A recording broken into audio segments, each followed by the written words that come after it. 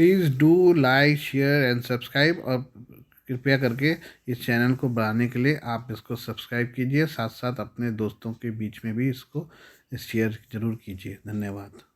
Good morning friends, आज हम जो है उत्तर कोरिया के बारे में बात करेंगे।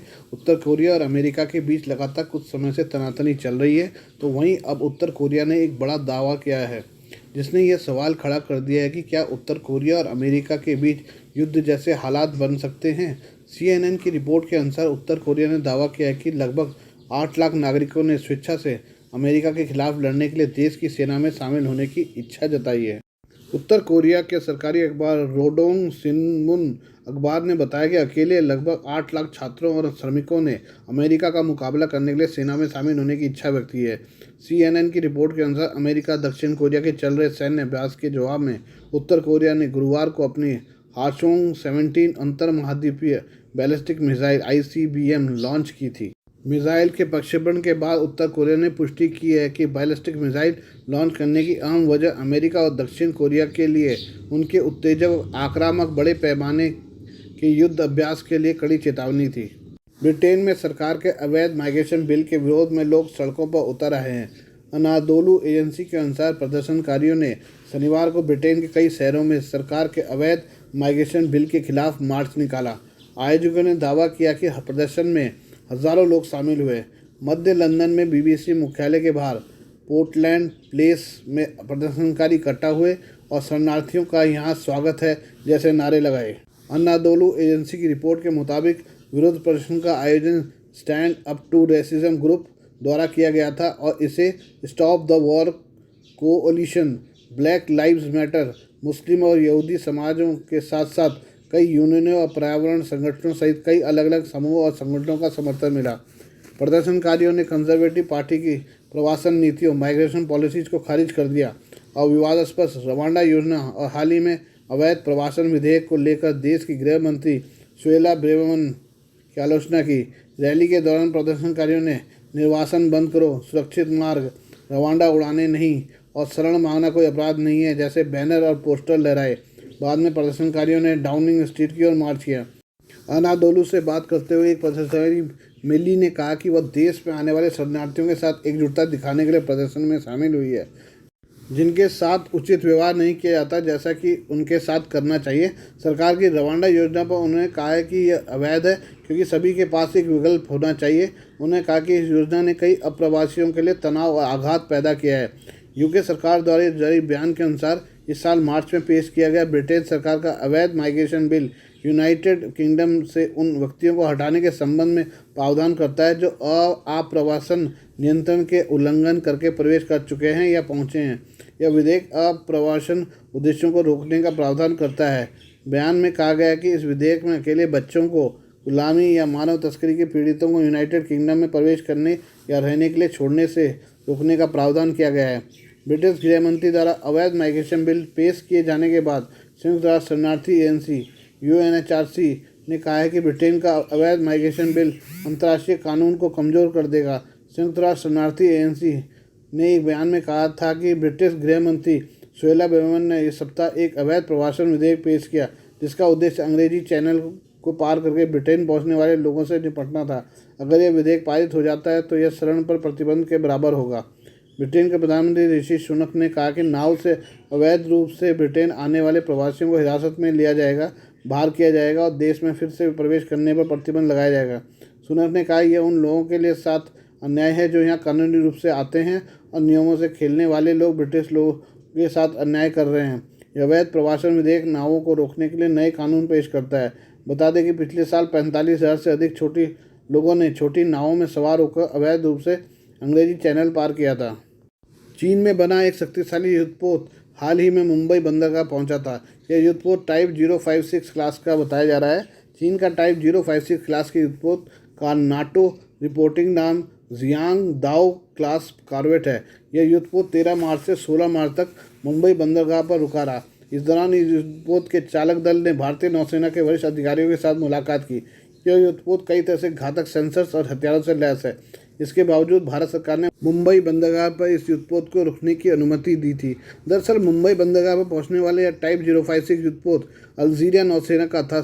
सिप्री के अनुसार अल्जीरिया ने 2020 में चीन से टाइप 056 युद्धपोत को खरीदने का समझौता किया था।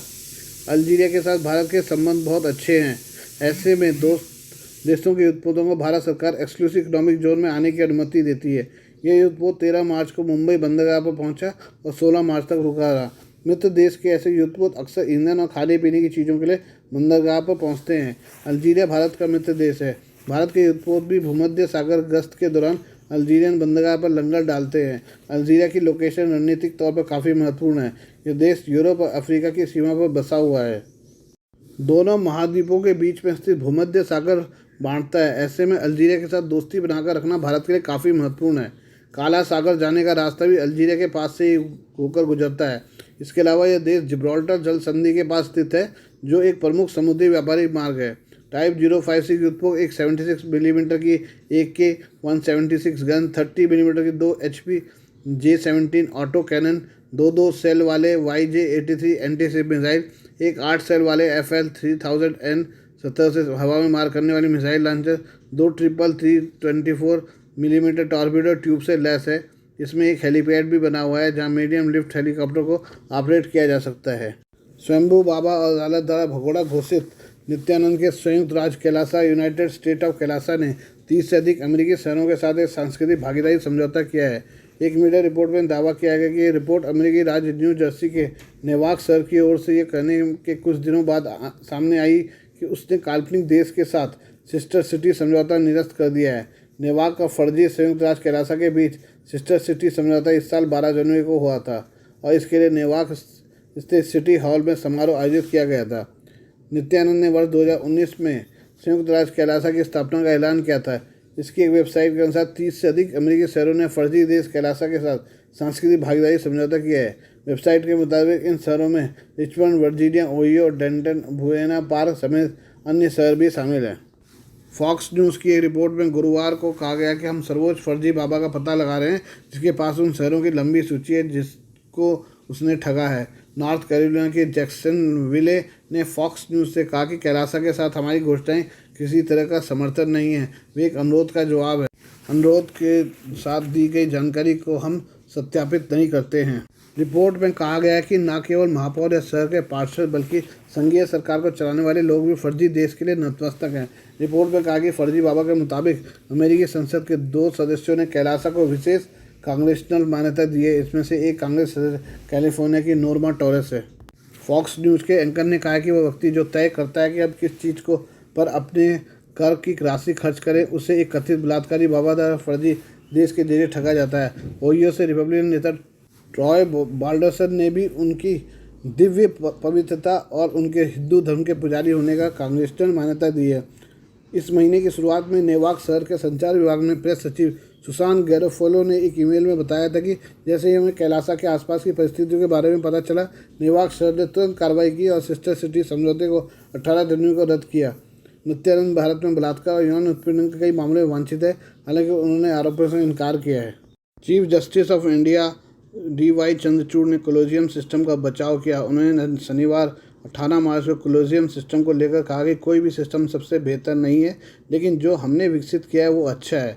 उन्होंने कहा कि कोलोजियम सिस्टम इस वजह से तैयार किया गया था कि न्यायपालिका की स्वतंत्रता एक प्रमुख मूल्य है और न्यायपालिका के स्वतंत्र बने रहने के लिए बाहरी प्रभावों से बचना होगा। इसी के साथ इंडिया टुडे कॉन्क्लेव में CJI चंद्रचूड़ ने कहा कि कोलोजियम सिस्टम में योग्यता ही प्रमुख पैमाना है, जो वरिष्ठता के साथ क्षेत्रीय और हाईकोर्ट में व्यापक प्रतिनिधित्व के लिए लिंग हाशिए पर रखे गए समुदायों और अल्पसंख्यकों को शामिल करने पर विचार करता है। उन्होंने कहा कि न्यायिक नियुक्तियों की प्रक्रिया को पारदर्शी होना चाहिए, जिससे लोगों में न्यायपालिका के काम पर भरोसा बढ़े।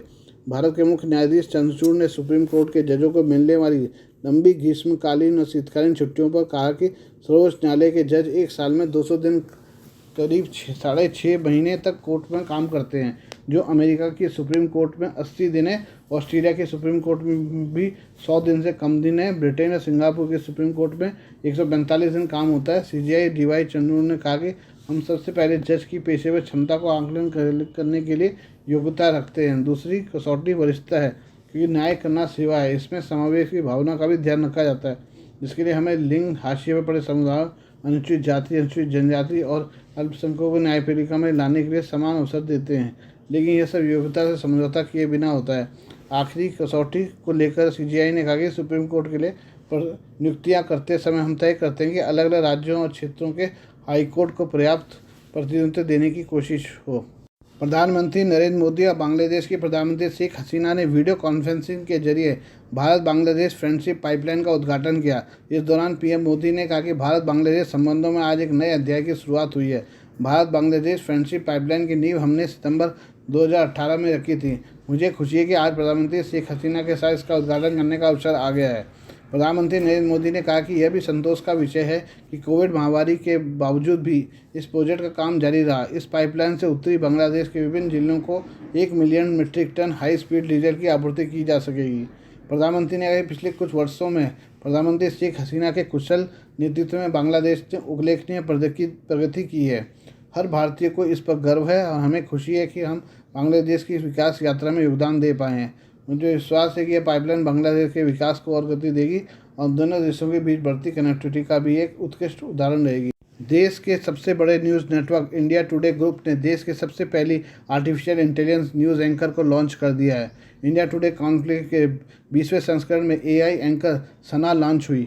इसे लॉन्च करते हुए इंडिया टुडे ग्रुप की वाइस चेयरपर्सन कलीपुरी ने कहा कि आज इस यादगार मौके पर मैं आपको एक नए भविष्य से रूबरू कराने जा रही हूँ। यह हमारी पहली बॉट एआई कोलैबोरेटिव एंकर हैं जो बहुत होनहार, दिलकश, एजलेस, कभी न थकने वाली और कई भाषाएं बोलने वाली एंकर हैं। उन्होंने कहा कि मैंने इसे एआई तकनीक से जो एक चीज़ सीखी है वह इंसानों और एआई के बीच कोई प्रतियोगिता नहीं है, कम से कम अभी तक तो नहीं है, लेकिन इंसान और एआई का यह गठजोड़ यकीनन एक जादू करेगा। भविष्य सुनहरा है। आज के लिए बस इतना ही, बाकी मिलते हैं आपसे कल नई खबरों के साथ। धन्यवाद।